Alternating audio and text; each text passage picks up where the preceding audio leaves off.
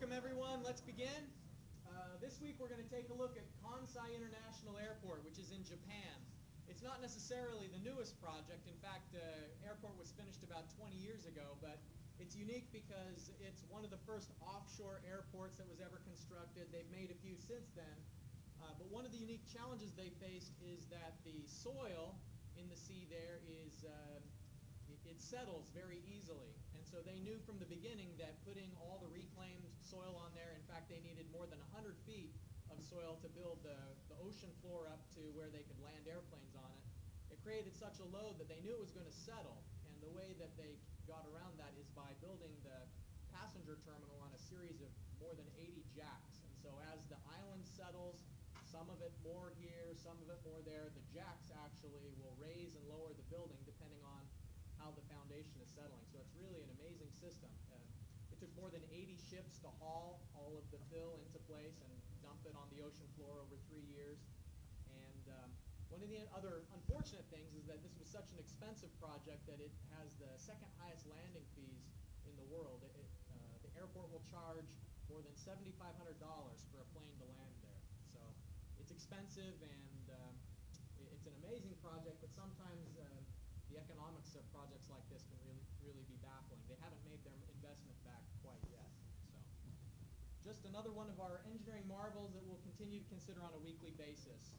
Before we get to our main speaker, let's look at a couple of quick announcements. Our weekly quiz will open this afternoon once I have a chance to type it up, and it'll be open through next Friday at 11 a.m.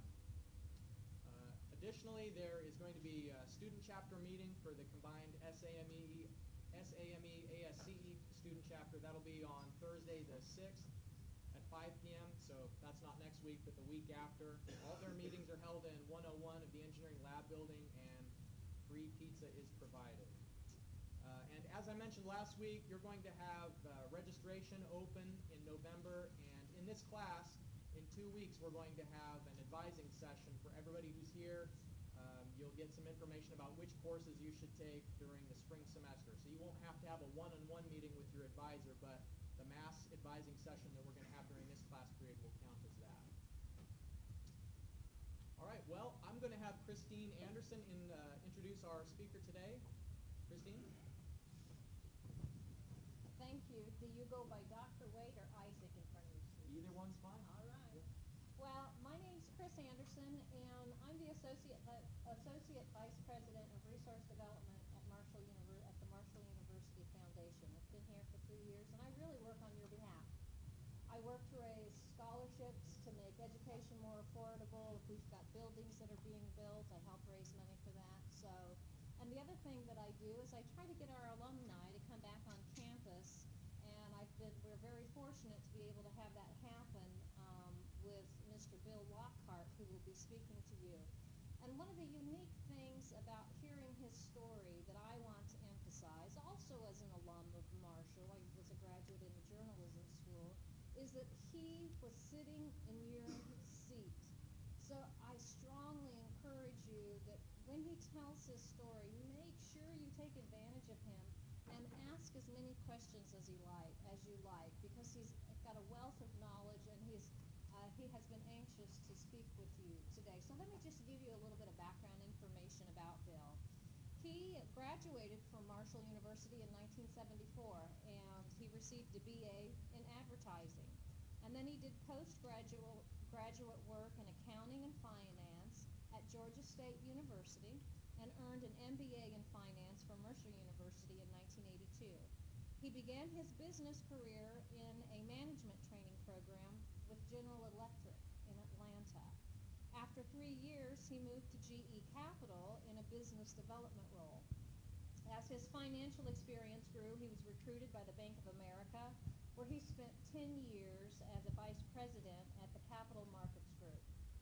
At Bank of America, he managed and closed over 30 complex financial transactions, and he was recruited back to General Electric in 1995 as the vice president in the structured finance group, where he originated, structured, and closed over $500 million in transactions over a 6-year period.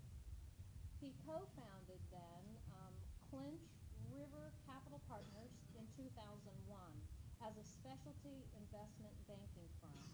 And 2 years ago, that firm was retained by Software Automation to develop strategic partners and raise capital growth. So he has reached out to many venture capitalists to invest in this invention, which really automates a sewing process, which she's going to be talking about. And it is truly exciting. And the progression that they have made has happened over very, very quickly. It's been phenomenal. The few times we've talked on the phone, it's just ratcheted it up how much success they've had in that short amount of time. For example, in terms of some of the money that they've raised for it, they've raised $3 million in Series A preferred stock, secured contracts for over $1 million in revenues. They've collaborated with Georgia Tech on a $2 million Walmart Foundation grant, and they've built an industrial advisory board of sewn products executives, and executed a sales and distribution agreement for the Western Hemisphere for the Lowry robot, which he will talk about. And some of those transactions have occurred in West Virginia. A couple of them, I believe, if I remember correctly. We were talking yesterday. So here's the other exciting thing about this company that he's going to be talking with you about. The Metro Atlanta Chamber of Commerce selected Software Automation as a startup to watch in June of 2013. In September of 2013, Software Automation was one of 30 companies out of 200 applicants to present at Venture Atlanta.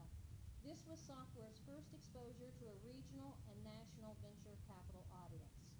The Technology Association of Georgia, which is referred to as TAG, selected Software Automation as a top 10 company to watch, and that happened in February. And that allowed them to present at the Technology Summit in March of 2014 of this year. On October 1st, Software elected a new CEO and named Bill as Senior Vice President, where he will continue to develop strategic alliances. And this will allow him to concentrate on developing financial, technical, and strategic partners, while also serving as managing partner of Clinch River Capital Partners. He has brought his lovely wife Linda with him, who's also in the audience. So I give to you our distinguished guest and speaker, Bill Lockhart. Thank you. Thank you. I'm Bill Lockhart. And did you guys have a choice to be here today, or is this required? Required. Okay. I feel better about that, because I got to tell you, age is just a number. But if you had told me in October of 1970, a month before the fateful plane crash, that an alumni from the class of 1934 was coming in to have a discussion, I wouldn't have shown up. So I'm glad you have to be here, and thanks for being here.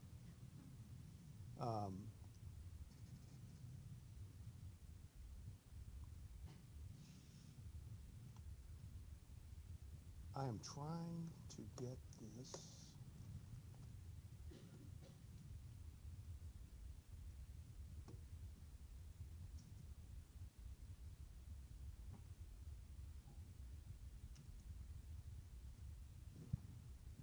Anyway,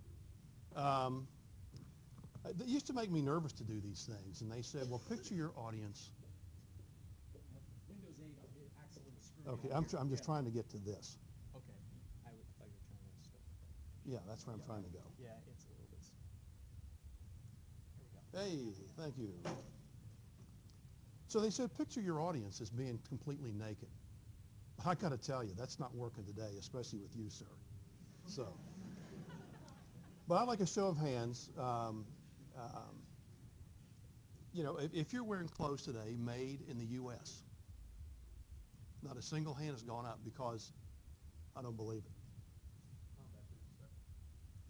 it. Those don't count as clothes, but that's right. Only garments made for the military are actually made in the U.S. anymore. Everything has moved offshore. So our concept is we are creating a technology smart shop. We're going to transform the sweatshop to the smart shop. If you look at the picture on the right, you see a red light coming down, and that's kind of the secret sauce of what makes software works. That is a high-speed camera that processes images at the rate of 830 frames per second. And it is counting thread as it moves, the distortion in the thread as a piece of fabric moves through the sewing process, because each time the needle punctures the thread, it distorts and it shrinks a little bit. And this camera tells the feed dog on the left exactly what that distortion is so it can make the proper adjustment. And there's been a lot of automation throughout the sewn products industry, but not as far as the labor of actually guiding fabric through. So that's where that we want to employ our technology to convert the sweatshop to the smart shop. The overall size for our market, for our robots, is about $65 billion. And we think they're like a $2.6 million units sold worldwide. One of the things that's important about software is we own our own patented machine vision robotics. We own the intellectual property. So often times it gets licensed from other sources. And a lot of times it's done in conjunction with Georgia Tech. In this case, we own our own patent. There are really four keys, and they're number 1 through 4 here on the bottom of this slide. It neutralizes labor costs. That's back to converting the sweatshop to the smart shop. It reduces material costs because you reduce material usage and waste. You increase your inventory turns, which you may not have covered yet in freshman engineering, but if you take business courses, it will. When I first got involved with this, I talked to a friend with the iZod brand and said, does this thing make any sense? And he says, are you kidding? Do you know how long it takes to order a shipment of khaki pants? And I said, I have no idea. He said, it's a 7-month process. We enter an order today, and he said it's manufactured at a plant in Southeast Asia. It spends 3 to 4 months in a container on the water. If in the process the styles change and go from pleated front to plain front, then you've got a year's worth of inventory that you can't sell. So you've got, we turn our inventory 1.7 times a year as opposed to 4 times a year. We could turn it every 4 weeks with what you're offering. And I think you guys may have had a seminar recently talking about fracking and energy in West Virginia. And that has helped drive transportation costs and energy costs lower in the U.S. to make it more competitive with Southeast Asia. Goods coming from Shanghai, the transportation cost has doubled in the last 12 months. It's kind of a brief overview of our team. Our founder, Steve Dickerson, is really a rock star. He got his bachelor's in mechanical engineering from Illinois Tech, and he wandered from Illinois to California to this school called University of California, Berkeley, where he happened to get a master's in mechanical engineering. And then on his way to Georgia Tech, he made a detour to the Houston Space Center.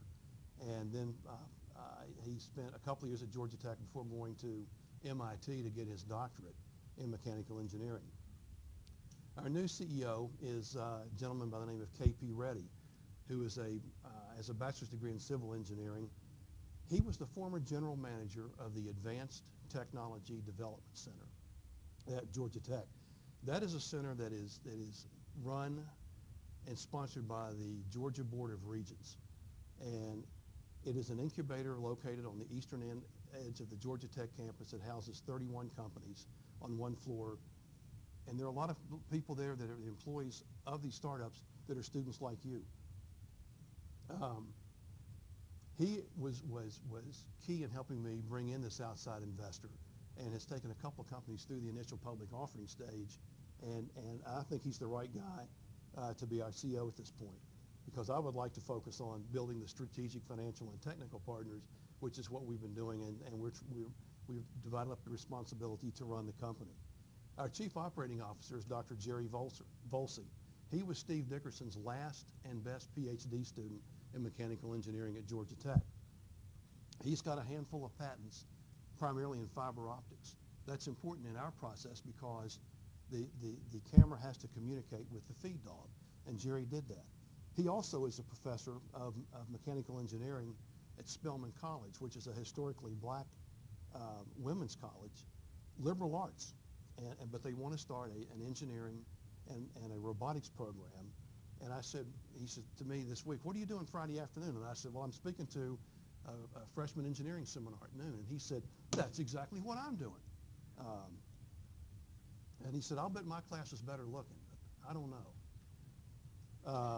Michael Baker is our VP of Engineering. He received his bachelor's in mechanical engineering from Georgia Tech, and he came to us from the Woodruff School of Mechanical Engineering. He is a whiz at mechanical design, and he's all of 26 years old. Barry Clark received his undergraduate degree from the University of Notre Dame and his master's at Ohio State, and he has completed all of his coursework for his PhD and is now working on his thesis and has bi-weekly teleconferences with his advisor to complete that. He is a whiz at writing the firmware and the communications project. Some of our other team members are the Advanced Technology Development Center. We interact and work closely with Georgia Tech. The Georgia Research Alliance is a state agency that works with the University of Georgia, Georgia Tech, and Valdosta State University, and invest in startup companies, and they have been an early financial backer. CTW, Change the World Venture Partners, led the round of the $3 million of preferred equity that we're now closing, and our last partner is the Georgia Tech Research Alliance, which does a tremendous amount of work with the Department of Defense, and they developed the first camera board. So there are a couple of global, there are really 5 trends that are driving global business, and you got rising material and commodity costs. You've got wage rates going up in the developing countries. For so long, a lot of production and manufacturing moved to China because of the low wage rates. That's now gotten too expensive, so they've shifted some of their manufacturing south to Vietnam. Vietnam has become China's Mexico, and now the Chinese manufacturers are looking in sub-Sahara Africa for ever-increasing cheaper labor. So we think, with rising energy prices internationally, as the world develops, cost of fuel has gone up, which has raised the logistics and transportation costs. It's also given a foreign exchange risk in different currencies, that all the trends are increasing. So it makes it possible with robotic technology to begin again to produce sewn products in the U.S. If you look at this map, the countries colored in blue are the countries where 85% of the garments are manufactured today. And in addition to Southeast Asia, there's quite a bit made in Europe and the Scandinavian countries, and of course, closer to home, you've got Mexico. It's the only part, the manufacture of the garment is the only part in the apparel value chain that has not yet become capital intensive. The production of fiber and spinning it into yarn and then weaving it into fabric is now capital intensive. It's all done by machines and hard automation. It is the cut and sew of garments that is labor intensive, and that is what made the U.S. so uncompetitive. If we go back to the first map, where you still have the countries in blue where they manufacture and export apparel, we've put a red dot in so you can see where 90% of the apparel is imported. Europe and is still the largest importer and user of fabric, but they're also one of the largest exporters. This is the secret sauce. We looked at the earlier video where you saw the little red light for the camera. This CAD drawing shows the camera on the left. That is the patented high-speed camera that was issued in January of 2012. It is communicating to the feed dog on the bottom right, which the patent there is 8573145, and it was issued in November of 2013, so that it makes the adjustments at the sewing mechanism or the needle head to get a perfect stitch every time. The green circles are budgers, and these are balls that float on a cushion of air, and they were developed by Dr. Wayne Book of Georgia Tech, and they're called the Book Budgers, and they advance a piece of fabric along the work surface until it enters the sewing station. Chris mentioned, we formed an industrial advisory board of sewn products and industry manufacturers. One of them is one of the largest manufacturers of blue jeans in a joint venture that he owns in Mexico.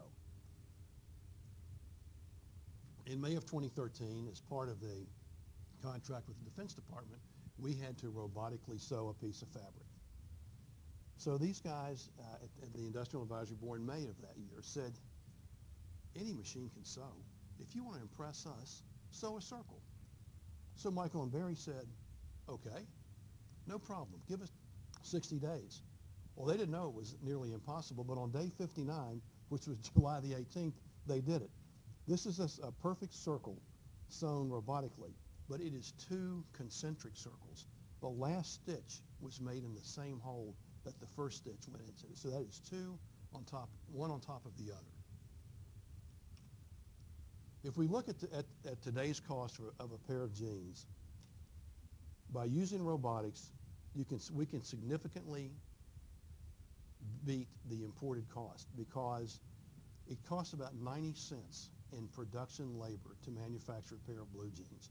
We think robotically it can be met for $1. The real differentiator is in the transportation costs, $4.33 versus $1.25. This, you know, and this is not just the transportation; it is duty, handling, the logistics. The fabric going into the jeans, cotton is a worldwide commodity. It costs about $3.90, whether it's in Bangladesh, China, Mexico, or the U.S. The other differentiator is you're looking at 6 months of delivery time versus 7 days. But what's our biggest competition? And that competition is the status quo. People are reluctant to change. We're all reluctant to change, but it's going to happen. Change happens. It's a constant. You know, there's not a lot of competition because the machine in our industry, the machine vision technology, does not exist. Well, it does with software automation, because a previous company that Dr. Dickerson founded was called DVT, and it was specifically machine vision. So he applied that technology to the software business model. It actually came to him as he was tying a tie to go and make a speech to the College of Computing 6 years ago. And he noticed that the fabric manipulated, and he thought, gosh, I wonder if anybody ever tried to measure the distortion in a piece of fabric by counting the warp and the fill, because it must change. So he investigated the patent, and he said, it was so simple, I can't believe no one had ever done it. So that's where, you know, that he started down that path in 2007, and 4 years later, 4.5 years later, in 2012, the patent was issued. Historically, there had been attempts to automate, but they were expensive. You know, a lot of cars today are made by a robot. Kia has a plant in West Point, Georgia, and Hyundai, its sister company, has a plant in Montgomery, Alabama, where they make SUVs. But there are very few people on the floor. They're all in control rooms operating robots to do this. Well, you could spend $250,000 to put doors on a car, because the price of the finished product is $25,000, $35,000, $40,000. You couldn't spend $250,000 to manufacture a T-shirt, where you sell a dozen of them for $6. We think that we have brought that down and offer a payback to the sewn products industry of 12 months or less. You know, there are other companies in the field that do this. One is Baxter. It's Rethink Robotics is its parent company. It's an MIT creation, and it's sort of got a human interface face, and you can program it by moving the arms. And but it is just like Universal Robotics. It is slow and it is expensive. I want to drive home again. You know, just the 4 technology cost drivers: labor, materials cost, inventory cost, working capital, transportation cost, that make a difference in the production of sewn products. Since the year 2000, when you guys were just toddlers, there have been 700,000 jobs lost in the apparel industry, in the textile products industry. Those jobs paid an average of $26,000 a year. That's a $385 million a year lost wages. That over time, you know, compounding has a significant effect. But you can look in every state of the country except for Hawaii, there are sewing operations today. One of the ways that we have justified this is we look at the annual mean wage of sewing machine operators, and the darker the color of the state, the higher the wage. And in the darkest of states, the highest wage for a sewing machine operator is $34,000. So in that case, you're going to get payback of the Lowry robot in about 6 months. If you look at this other map, they're even sewing operations. You'll notice West Virginia is light green, so there are only 80 to 520 sewing machine operators in the state. But if you look throughout the traditional South and in California and Texas, they have quite a few. In fact, about 20% of all the sewing machine operators in the U.S. are based in California and Southern California today. So as Chris touched on this, I could skip this. I mean, we executed a contract with a major product of sewn products for to use our Lowry robot. We'll pick up a piece of fabric and feed it into a sewing work cell that trims and serges or stitches around the edge. And it does this every 15 seconds, which is about as fast as a human can do it. And their reason for their interest in doing this was not to replace the workers, but they can't find younger workers to do this. And they've asked recently how much longer, because we've just gotten a special project. We need to move all these sewing operators to a higher end product so we can have the robots do this. And they have also indicated they could, in their 30 factories, buy 100 of these Lowry robots. So, expect to deliver about $235,000 worth in December and January. And we also executed, as Chris mentioned, a distribution agreement with an integrator for Lowry in the Western Hemisphere. The base model is $15,000. And one of the things that you'll find is, as you go along, is the question investors want to know is, what's the recurring revenue model? What's the recurring revenue model? Well, there's a $1,500 annual cost per machine for software upgrades, remote health monitoring, and to further build the base of the business. So as we go forward internationally, we'll be looking through different distributors to sell the product in Southeast Asia and in Europe. Kind of as we get near the end here of software automation, and Chris touched on all this, we are closing the first tranche, which is a fancy French word for layer or round of investment of $3 million. We initially received a grant from DARPA, the Defense Advanced Research Project Agency, of $1,100,000. At the time that the application was made in 2011, they had been spending about $2.8 million a year, $2.8 billion a year for sewn products because of the ongoing wars in Iraq and Afghanistan. So when they heard this idea of robotic sewing, they thought Dr. Dickerson was a little crazy, but they said, you know what, it's worth $1 million to see if it is or not. We financed a driverless car 10 years ago, and now it's become a reality with Google in California. We also raised $500,000 in seed rounding from strategic investors, and the really strong thing that happened this year was one of our industrial advisory board members brought to our attention in April that the Walmart Foundation had committed $10 million to rejuvenate manufacturing in the U.S., and they wanted to focus on 4 areas.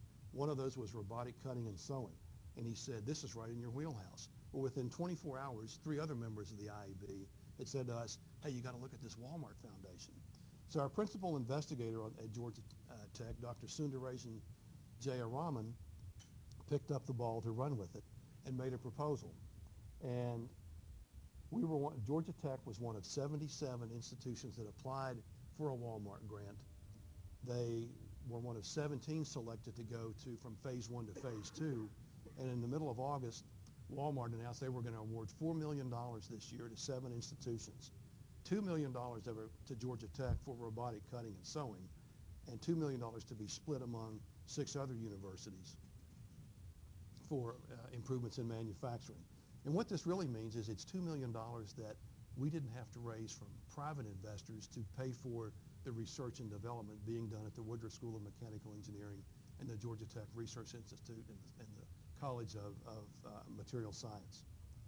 And lastly, we've got a pipeline of business in excess today of $1 million. So, in conclusion on software, we're going to have a large target market. We own our intellectual property. We've confirmed and have been validated by others in the market for our Lowry robot. We've developed a recurring business revenue model, and there are favorable macro trends with labor costs increasing around the world and transportation costs as well. So with that, I want to say thank you, and let's take questions now before we move to the next phase. Yes, sir. What do you mean when you've been validated by other people on the market? Like, what is that? we have been validated by the company that's a great question, that in the sewn products industry that says, how much will this save? What's the cost of this robot? And we said, we'll save you $7.5 million over 7 years. And they said, what's it going to cost? And we said, $850,000. And they said, you know what? That works all day long. Because what this does, it will lead to fewer workers doing this, but higher paid. And there will at least be technical college graduates that are comfortable working with robots, computers, and machine vision. And also, it's a skill set that can be learned while you're on active duty in the military, because so many of today's military personnel are trained in science, technology, engineering, and math. And there's actually a community college called Texas Community College in Killeen, Texas, near Fort Hood, that has 85,000 students, and most of those are distant students. So it's possible that you can learn a post-military career if that's what you choose to do when you land back in the States. Did that answer your question? Yes, ma'am.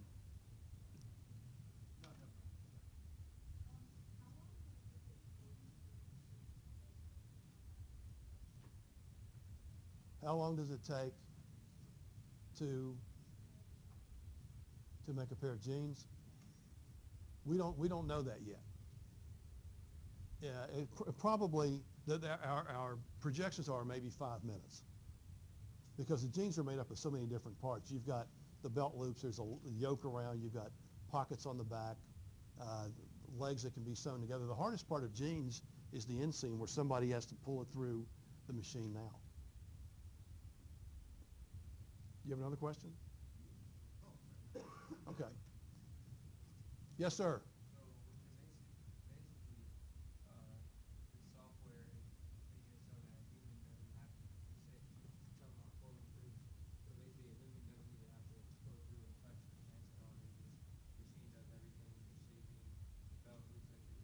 Right.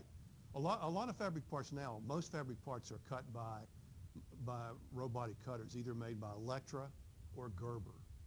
And they can cut from 1 layer to 30 layers with a laser.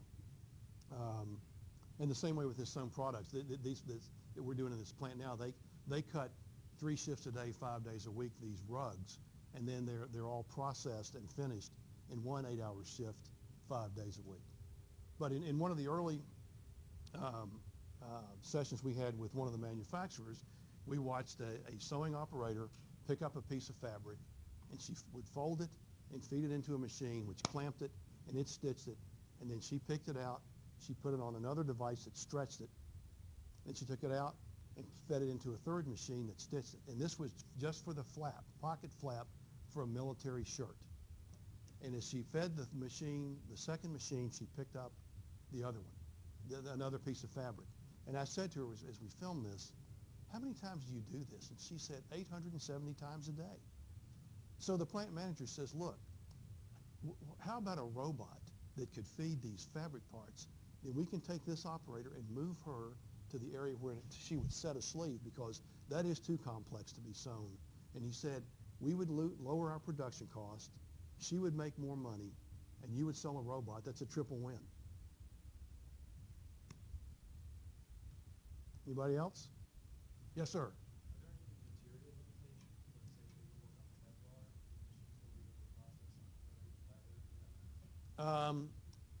Leather is more difficult, although we do have a large leather company that invested in this round because they see the long-term possibility. But Kevlar, absolutely. That's a great question. I spoke with someone that manufactures flight suits in Olive Hill, Kentucky this week. And he said, you know, I'm really not sure there's a good fit in Olive Hill, but you come to Brooklyn because we're knocking out Kevlar vests like you won't believe for the Marines. And then there's another company in Boston that we spoke with last week, and they're doing the same thing. They're making Kevlar vests and inserts for first responders. Same kind of thing, where you may have 23 different layers of fabric that need to be picked up and fed in and stitched. Thank you. Anybody else? Great. Thank you for your service.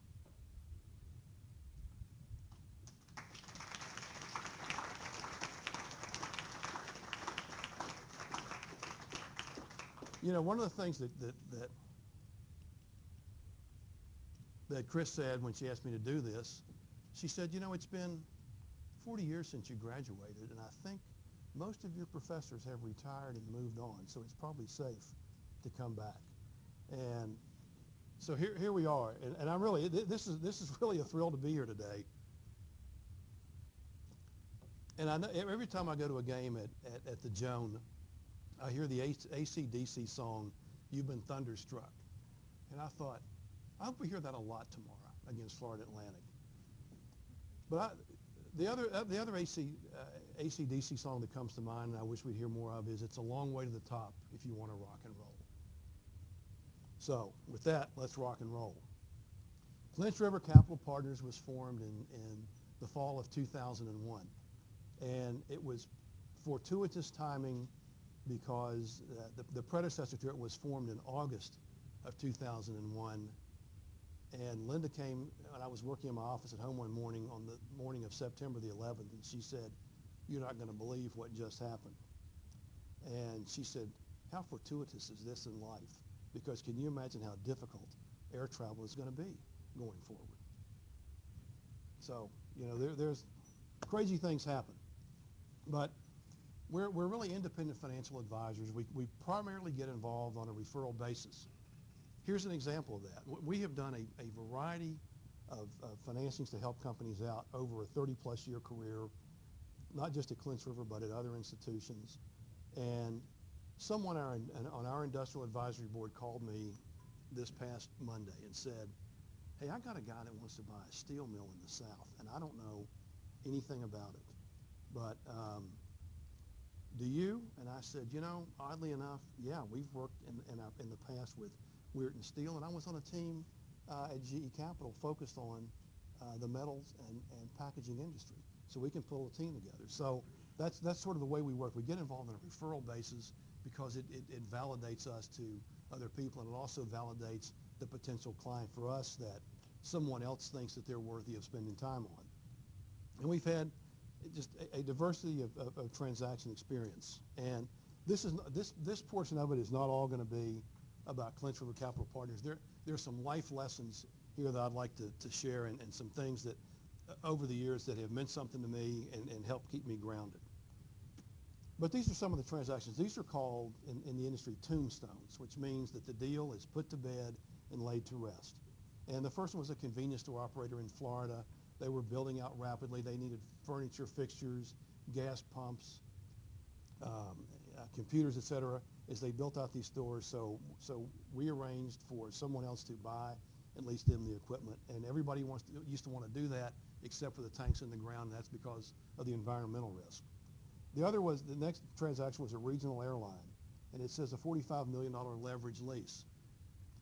A leverage lease is where someone puts up 20% of the cost, in this case, $9 million, to have the right to depreciate all $45 million, but they borrow the money based on the airline's credit, which has to be investment grade. Well, there aren't any of those left anymore, so I doubt that we'll do another one of those anytime soon. This aluminum manufacturer was a project that rolls aluminum, and that they make it out of recycled beverage cans. And the manufacturer that wanted to sell this plant had just sold the recycling portion to a group in the Mid-Atlantic. And sitting down with the chief financial officer, he says, "Man, I'd like to get rid of this plant in Alabama." And I said, "What's the feedstock?" He says, "It's old aluminum cans." And I said, "Well, call me silly, but you just sold that recycling business to these guys up the road, didn't you?" He says, "Yeah." And I said, "Well, sell them the plant." So one thing led to another, and there was a bank consortium that put together that helped the finance of this for $250 million. The other transaction is a coal company, and this hit very close to home. This coal was mined in western West Virginia and loaded onto barges on the Big Sandy River. And the company that was loading the barges and mining the coal was having trouble getting barges, so they bought several hundred. And we were retained to find somebody to loan them the money. So we did that, and it was one of of any transaction I have done, one of the most personally moving, because when we went to the water's edge for the first launch, it was a cold December day, and one of the states, U.S. senators from Indiana was there, and this big burly shipyard worker comes over to me and says, "Hey," he says, "they said you're responsible for this." And I said, "Well, you know, we kind of helped put away the financing. What do you want?" And he says, he takes up the letter and says, "I want to shake your hand." And I said, "Thank you." And he says, "No, thank you." He said, "We haven't built a new barge in this country in 5 years. And this is the first Christmas that my kids are going to have in 5 years. And that goes for all of us over here, so thank you." And I was like, wow. I was moved because so many times, you do this airplane, the airplane financing, the treasurer doesn't care about. They want the lowest cost financing in, because as they shuffle you on and off, we're inventory on the planes. You know, once the door closes, the inventory, the empty seat is stale. They can't sell it again. But this had a real life impact. You could see the result of what was happening as these guys were going to be cranking these barges out over the next 18 months. The other was the service business, and I think we're going to get out of this pretty soon. Or I'm going to not bore you guys with this anymore because we're getting short on time. But it was, you've all seen these equipment lots where they're rent to rent, where you can go in and rent a backhoe, a bulldozer, a scaffold, et cetera. And this was a company in the oil service business, and the other company, the acquiring company, was in the construction business, and they wanted to diversify. So we brought the two parties together for that. The last one was kind of a crazy project, and it was called CRESS, and it stood for Cut, Roll, and Expand the Stem. Because when tobacco is harvested, any guys use tobacco? Stop. But they use every bit of the plant. What they would do is they cut and chopped and rolled and expanded the stem to use in either chewing tobacco or pipe tobacco. It was the tobacco that was the leftover that wasn't enough, quality enough to make cigarettes. So today I would like to say to you, as you begin your career in higher education at Marshall, this is simple. Think. But ask yourself, why? No comment, no commentary really on the media. You can watch MSNBC on the far left. You can watch Fox on the far right. Take what's happening on both and form your own opinion. You know, it doesn't matter. If you watch the evening news, if you're in a room where there are like 3 or 4 telecasts, they all have the same stories, but they slant the story based on who their particular viewing audience is. But think outside the box. And also, when I say think, ask yourself why. There was a story recently told about, you guys familiar with Home Depot? Wearing the orange aprons and stuff around. Well, there were 3 guys that founded that, and one of them was a New York finance guy named Ken Langone. There was Bernie Marcus and Arthur Blank. Arthur Blank is probably the more visible because he owns the Atlanta Falcons now. Bernie Marcus built the Georgia Aquarium and donated that, gave that to the state. But he would walk around, even as the co-chairman, in a parking lot with an orange apron, talking to customers. Why'd you buy this? Why'd you do that? What about this? And there was a guy one day leaving with a load of lumber. And he says, wow, he says, that's a pretty good sized project you got going on. What are you building? And some guy told him, he says, you get nails with that? He says, no, I get my nails down the street. So he thinks, and he goes into the hardware guy and says, hey, I just talked to this guy in the parking lot. And people in the parking lot don't know him. It's just a silver-haired guy walking around with an orange apron. He says, he's buying his nails down the street. What's up with that? He says, well, our nails bend. They don't perform. And he said, well, then let's think about it. Let's find somebody else. We got to deliver a quality product.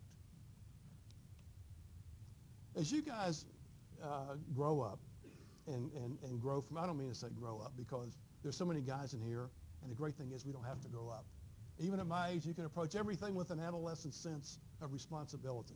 Don't grow up. Be responsible, but don't grow up. But historically, there's been like the corporate ladder, and everybody's going to climb on the corporate ladder. I'm following this guy to the top, and that's great until you realize that the ladder may be parked against the wrong wall.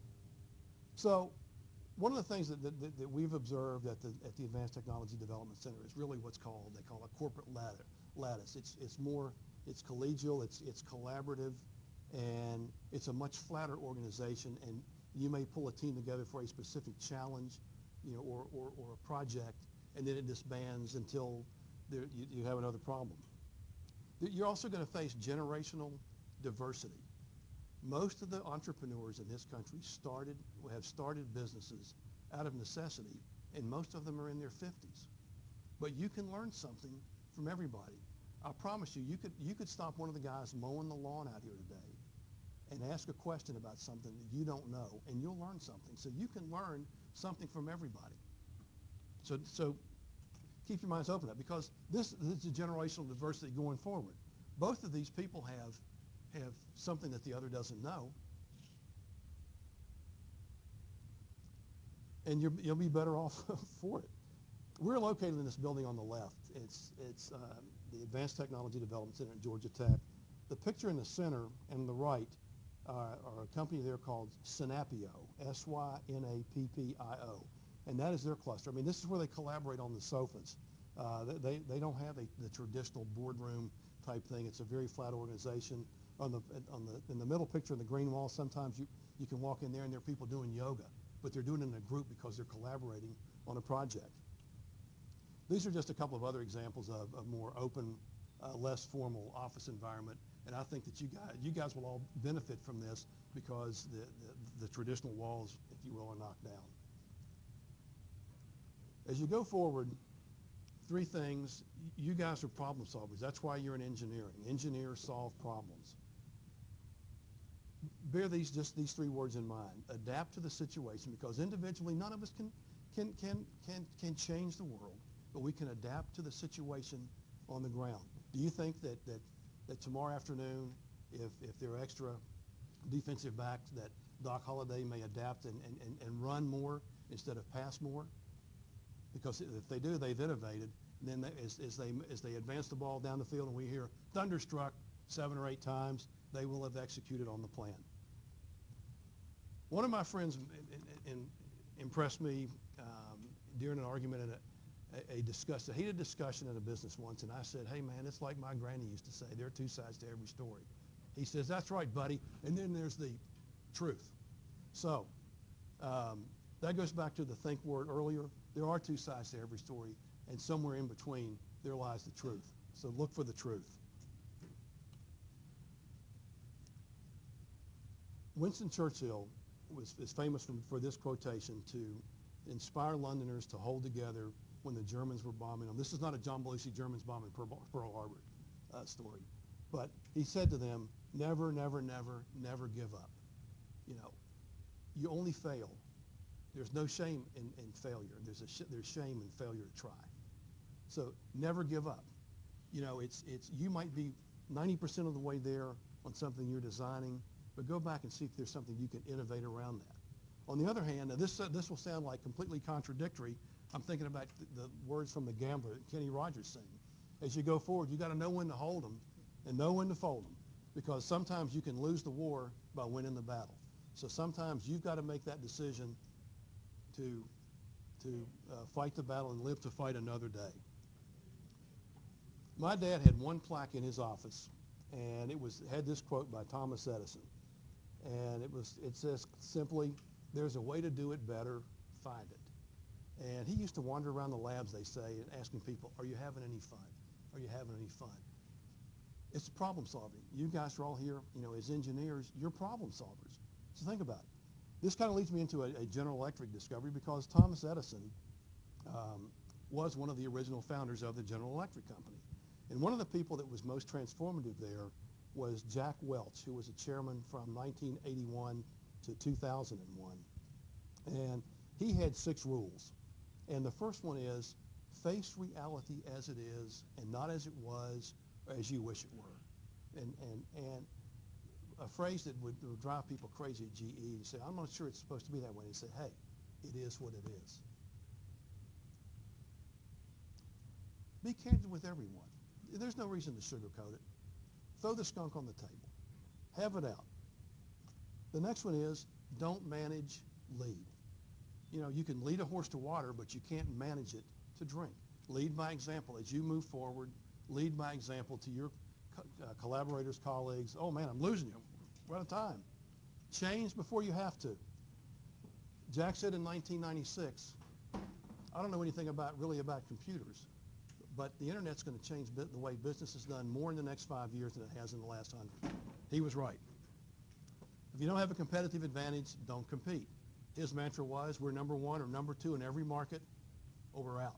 So that's a tremendous motivator to show up and get it done. And the last is, control your own destiny or somebody else will.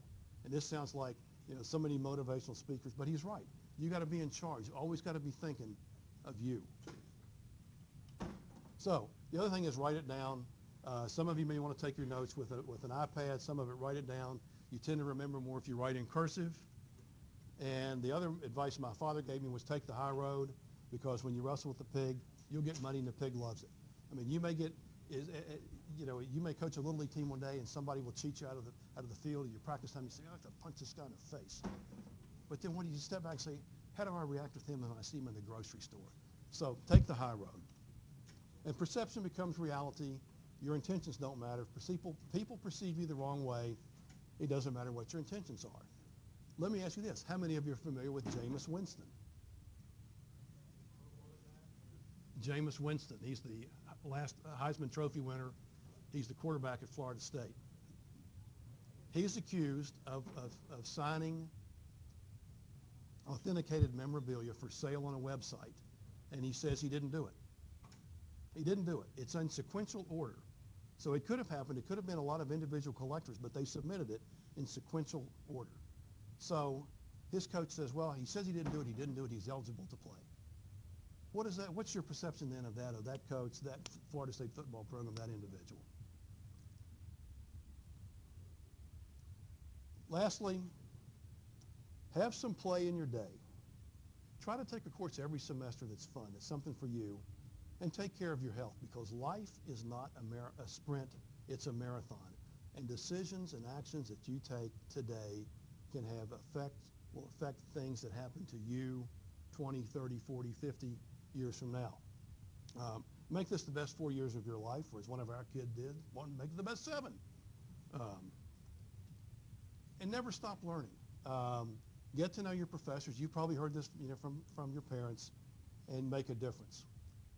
And again, it's a long way to the top if you want to rock and roll. But today I think the thing that struck me is what we hear at the game tomorrow. You've been thunderstruck, and I'm humbled and thunderstruck to be here. Thank you.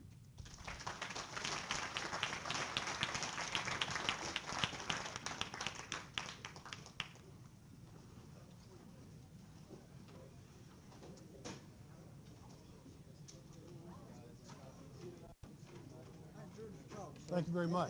That's Thanks for your really service. stuff you're doing. Appreciate it, man. Thank you. Thank you. That's great. You're welcome. Thank you. Sorry some of the students had to leave. That's okay. I wouldn't have shown up. Well, no, they've got a class at 1, so some